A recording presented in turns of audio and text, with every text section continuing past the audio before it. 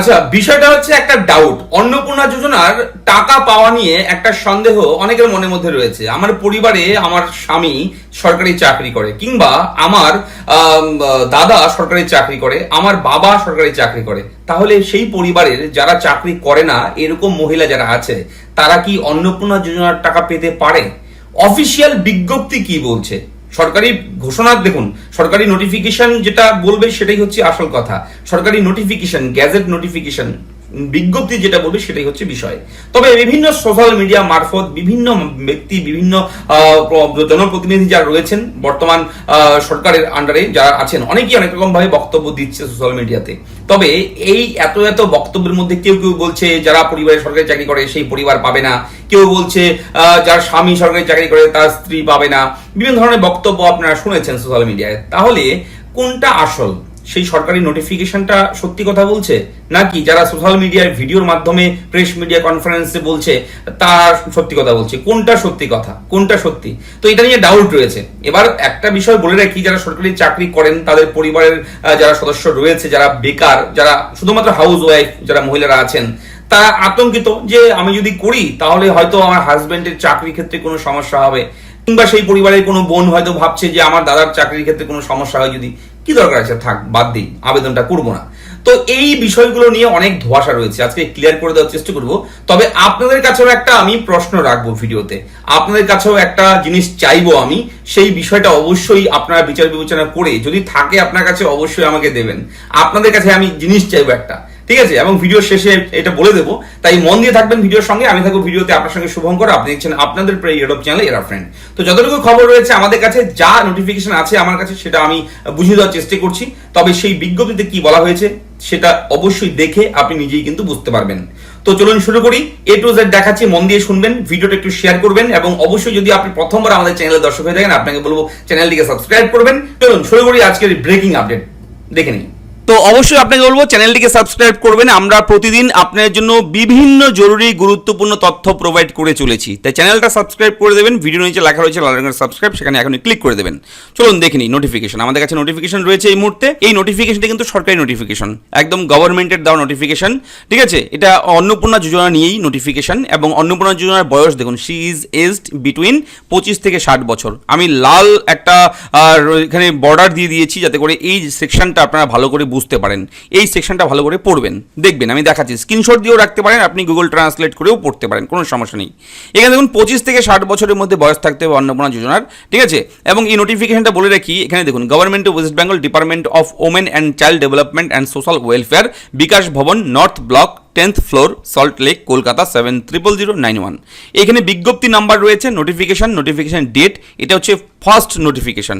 এই অন্নপূর্ণা যোজনার প্রথম নোটিফিকেশন, এটা 19/5/2026 এই তারিখ কিন্তু এটা পাবলিশ করা হয়েছিল।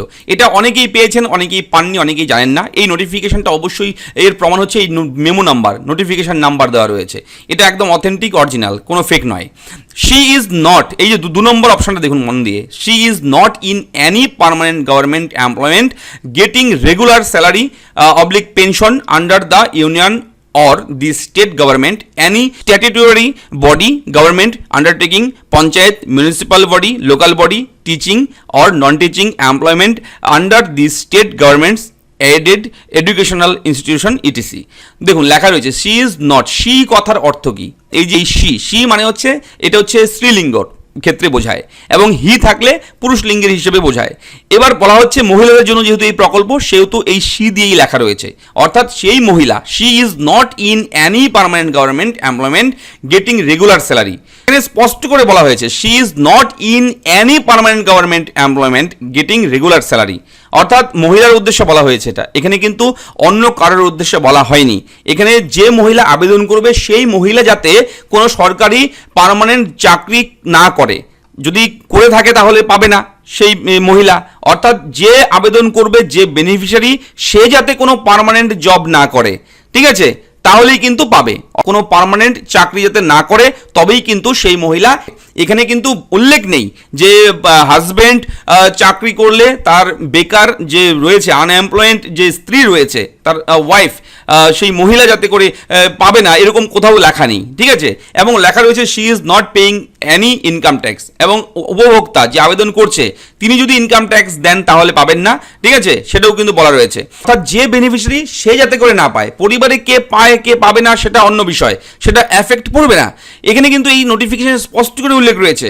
তাহলে আপনারা অনেকেই অনেকভাবে অনেক খবর দেখছেন, ঠিক আছে, যে পরিবারে যদি আপনার হাজবেন্ড কিংবা আপনার পরিবারে যে কেউ যদি সরকারি চাকরি করে, পার্মানেন্ট জব করে, তাহলে সেই পরিবার বঞ্চিত থাকবে অন্নপূর্ণা যোজনা থেকে।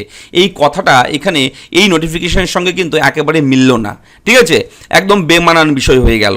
তো এর পরবর্তী সময় দেখুন, এটাও কিন্তু বলা হয়েছে যে বেনিফিশিয়ারি অর্থাৎ এই 3,000 টাকা করে পার মান্থ পাবে ডাইরেক্ট বেনিফিট ট্রান্সফারের মাধ্যমে, ডিবিটির মাধ্যমে, আধার লিঙ্কড ব্যাঙ্ক অ্যাকাউন্টে পাবে, ডাইরেক্ট আধার কার্ডের মাধ্যমে পেমেন্ট দেওয়া হবে, সরাসরি আধারের সঙ্গে যে ব্যাঙ্ক অ্যাকাউন্ট লিঙ্ক আছে সেই অ্যাকাউন্টে ঢুকে যাবে 3,000 টাকা প্রতি মাসে, ঠিক আছে।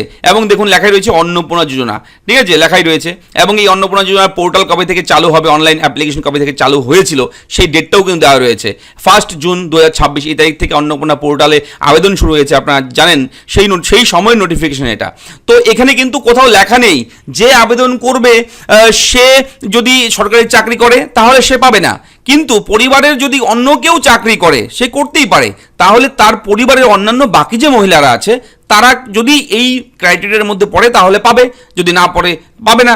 তো এই হচ্ছে বিষয়। তবে আপনাদের কাছে আমি ভিডিওর প্রথমেই বলেছি যে আপনাদের কাছে জিনিস চাইবো একটা, সেটা কি, যদি এই 19/5/2026 পরের নতুন কোনো নোটিফিকেশন থাকে আপনাদের, যে নোটিফিকেশনে উল্লেখ থাকবে যে পরিবারের যদি কেউ সরকারি চাকরি করে, পার্মানেন্ট জব করে, তাহলে সেই ফ্যামিলির অন্য কোনো মহিলাই কেউ সুবিধা পাবে না, এরকম কোনো নোটিফিকেশনে কি উল্লেখ আছে? আপনারা একটু ভেবে দেখুন, আপনাদের কাছে এরকম কোনো নোটিফিকেশন আছে কি? আপনারা পেয়েছেন কি কোথাও?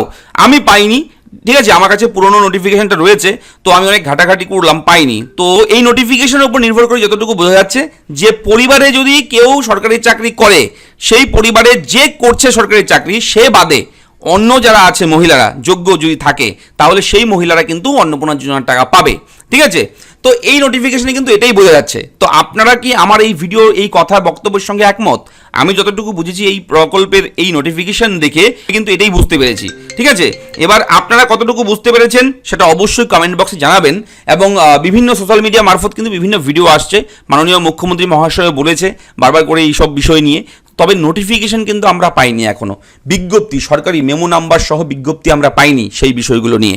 সেহেতু আমি এটাই ভেবে নিয়েছি, এটাই বুঝে নিয়েছি, এবং আপনারা কি বুঝেছেন এই বিষয়টা নিয়ে একটু কমেন্ট করে জানাবেন। আমার মতামত, আমার ব্যক্তিগত মতামত আমি শেয়ার করলাম এই ভিডিওর মাধ্যমে। তো আপনাদের কাছে যদি নতুন কোনো নোটিফিকেশন থাকে তো সেই নতুন নিয়ম অনুযায়ী তাহলে অবশ্যই আমাকে মেল করবেন।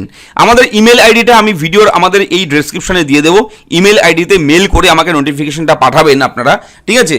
আমি তাহলে সেই বিষয়গুলো নিয়ে ডিসকাশন করতে পারবো, আপনাদেরকে জানাতে পারবো বিষয়গুলো, অবশ্যই আমি নিজেও জানতে পারবো, ঠিক আছে। এই বিষয়টা নিয়ে ডাউট রয়েছে অনেকের, ইভেন এই নোটিফিকেশনের পরের নোটিফিকেশন কোনো নেই, কম নোটিফিকেশন আমি পাইনি যেখানে উল্লেখ থাকবে যে পরিবারের কেউ সরকারি চাকরি করলে, রেগুলার চাকরি করলে, পার্মানেন্ট জব করলে সেই পরিবারের অন্যান্য বাকি বেকার মহিলারা টাকা পাবে না, এরকম নোটিফিকেশন কোথাও পাইনি। তো কেমন লাগলো আপডেট লিখে জানাবেন। এই হচ্ছে আপডেট আপনার সঙ্গে শেয়ার করলাম। যদি আপনাদের ভালো লাগে ভিডিওটি অবশ্যই কমেন্ট করে জানাবেন এবং ভিডিওটি শেয়ার করবেন। ধন্যবাদ।